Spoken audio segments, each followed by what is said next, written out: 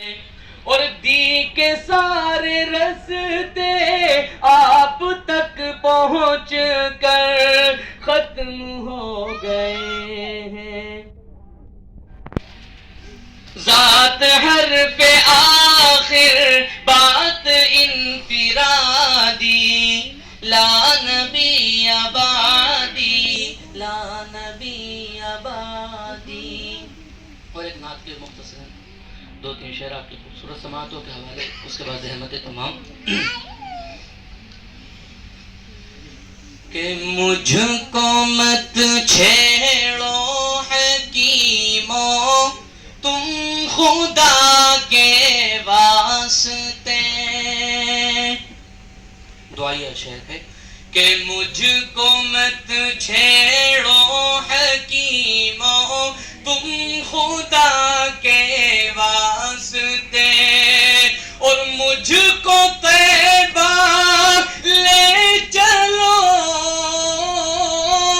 कि सबको तैबा ले चलो मेरी शिफा के वास्ते।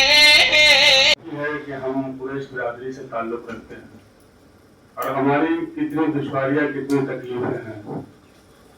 सबसे बड़ी बात यह है कि जो ये 3 मूर्तियां आपके पास बैठी हैं, आशिकीन साहब, इस पहले क्यू टेबल पे, क्यू का मतलब समझ रहे हैं, यूं करके ऐसे ही क्यू बनता है और ये इसमें क्रॉस हो जाता है ये स्पीकर, यानी कुरैश टेबल है ये।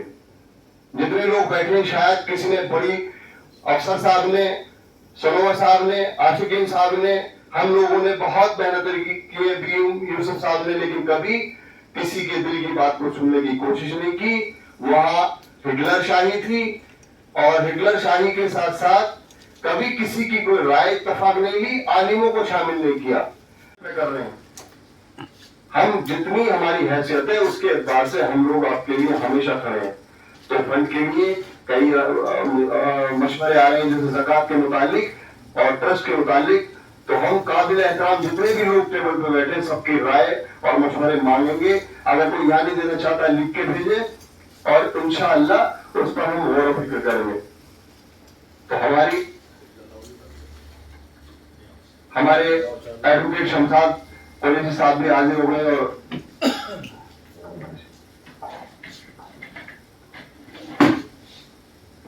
अब मौजूद ये है कि हमारे सामने 3 मुश्किलें हैं।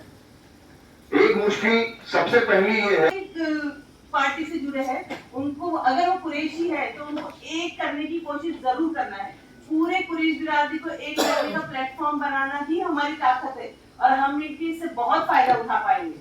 जब हम बड़ी ताकत रहेंगे तो बहुत सारे काम आसानी से होंगे। तो सबसे पहले एजेंडा हमारा कुरैश बिरादरी को एक प्लेटफॉर्म पे लाना, एक साथ करना है, चाहे वो किसी भी पार्टी से जुड़े। जब हम बताएंगे कि हम क्या कर रहे हैं लीगली, हम कितने पावरफुल है, तो वो लोग जरूर हमसे अट्रैक्ट होकर हमारे साथ एटलीस्ट कनेक्टेड रहेंगे और स्लोली हमारा इम्पैक्ट उन पे पड़ेगा, वो हमारे साथ हो जाएगा। बहुत अच्छी बात, बहुत अच्छी बात। तो इसके मकसद पूरे करने के लिए, इसके काम पूरे करने के लिए हमें कोई ट्रस्ट की या कोई अलग से बॉडी, उसकी लीगल फॉर्मेशन की कोई ऐसी जरूरत नहीं है।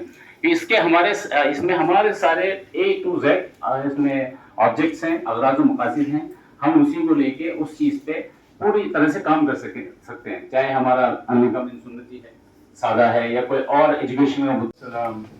देखिए, कल जो प्रोग्राम हुआ उस प्रोग्राम में कुरैश जमात के या इस कमेटी के लोगों ने बहुत सारे सुझाव दिए, लेकिन बाहर से आने वालों ने बेहतरीन सुझाव दिए।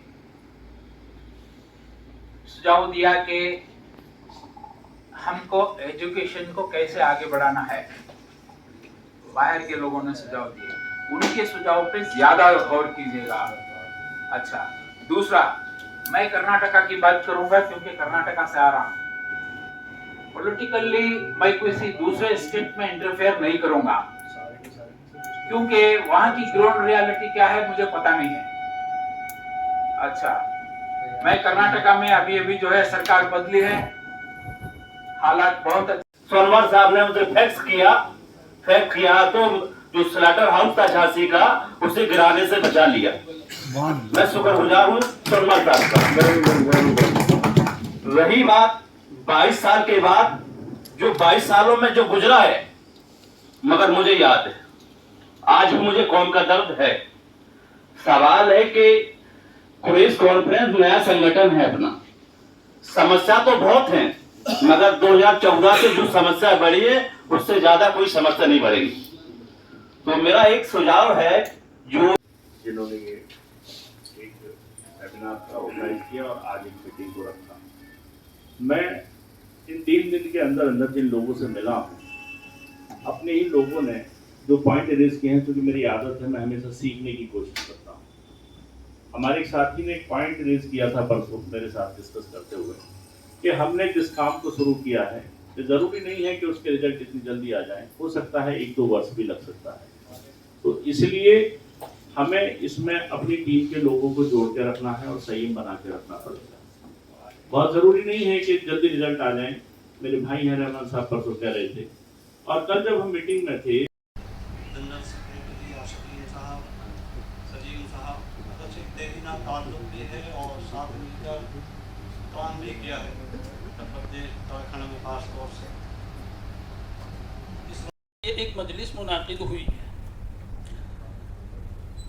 अब इंतहाई अदब के साथ सबसे पहले तो मैं उन हजरात की खिदमत में एक दरख्वास्त पेश करता हूँ कि जिनको माइक पर दावत दी जाए वो वक्त का लिहाज रखकर बहुत मुख्तसर बात करें।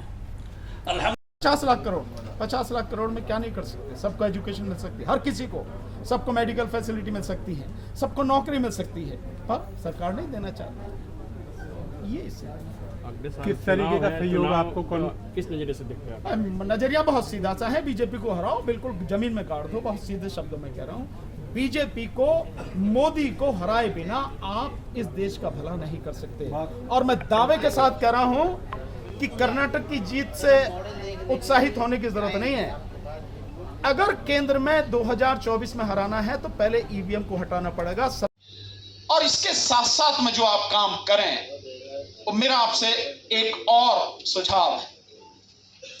अभी आपने, सलीम साहब ने यहां 3 चीजों की बात की, निकाह की, तिजारत की और तालीम की। सियासत की भी बात कीजिए। सियासत में आपका दखल नहीं होगा तो आप कुछ नहीं कर सकेंगे। तंजीम के कुरैश कॉन्फ्रेंस के आज के जमीयत उलमा कुरैश के national president advocate Sanobar Ali Qureshi साहब, वाइस प्रेसिडेंट जनाब सलीम अहमद कुरैशी साहब, सेक्रेटरी जनरल मोहम्मद आशिकिन कुरैशी साहब, आज इस पहली कॉन्फ्रेंस में जो नेशनल एजुकेशन कॉन्फ्रेंस आप लोगों ने मुनक्किद की, और वहां जब होगा जब हमारे अंदर तालीम आएगी, एक रोशनी आएगी, एक रहनुमाई मिल जाएगी, एक रास्ता खुल जाएगा। और अगर तालीम नहीं होगी तो बस अंधेरा ही अंधेरा नजर आएगा। और अल्लाह तबारक व तआला ने जो कुरान करीम की सबसे पहली आयत नाजिल फरमाई, इक़रा बिस्मि रब्बिकल लज़ी खलक़, हजरत जिब्राइल अलैहिस्सलातु वस्सलाम हाजिर खिदमत हुए, सलाम किया और अर्ज करने लगे, या नबी अल्लाह इक़रा बिस्मि रब्बिकल लज़ी खलक़, पढ़िए आप अपने उस रब के नाम से जिसने आपको पैदा किया। सारी तालीमी मैदान में कैसे लेकर के आए, इसी मौजू को लेकर आज हम सब यहाँ पर तशरीफ लाए हैं। और इसी उन्वान से मैंने अभी एक आयत पढ़ी है, यरफ़इल्लाहु अल्लज़ीना आमनू मिनकुम वल्लज़ीना ऊतुल इल्म दरजात। अल्लाह ने इस आयत के अंदर फरमाया है कि अल्लाह तबारक व तआला दरजात को बुलंद कर देते हैं उन लोगों के जो ईमान लेकर के आए और जिन्हें इल्म दिया गया। अल्लाह ने इस आयत के अंदर दरजात की बुलंदी के असबाब जो है 2 बयान फरमाए हैं, एक ईमान और दूसरा इल्म।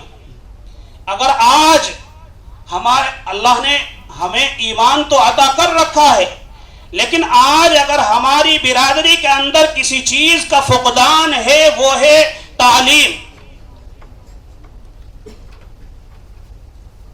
हमारी बहुत बहुत तवील सफर करें और ताकि बेस्ट से बेस्ट सजेशन इसके अंदर उभर कर आए, बेस्ट से बेस्ट हमारे सॉल्यूशन, हमारे इश्यूज को हम बहुत नेशन वाइड में इसको एड्रेस कर पाए।